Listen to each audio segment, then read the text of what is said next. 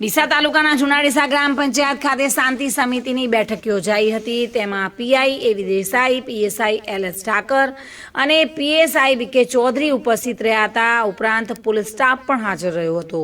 PI દેસાઈએ Hindu મુસ્લિમને સંબોધતા કહ્યું હતું કે કોઈપણનો તહેવાર હોય એ સારી રીતે ઉજવવો, સારી રીતે આયોજન કરવું અને ભાઈચારાની ભાવના રાખવી।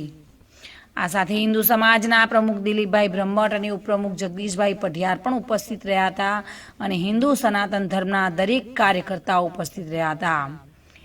દિલીપભાઈ બ્રહ્મટનું આ આયોજન હતું અને પીઆઈ દેસાઈએ દિલીપભાઈ બ્રહ્મટનું સન્માન કર્યું હતું। દિલીપભાઈ બ્રહ્મટ જણાવ્યું હતું કે આપણે હળીમળીને દરેક તહેવારને ઉજવવું જોઈએ અને હિન્દુ મુસ્લિમની એકતાનું ઉદાહરણ પૂરું પાડવું જોઈએ।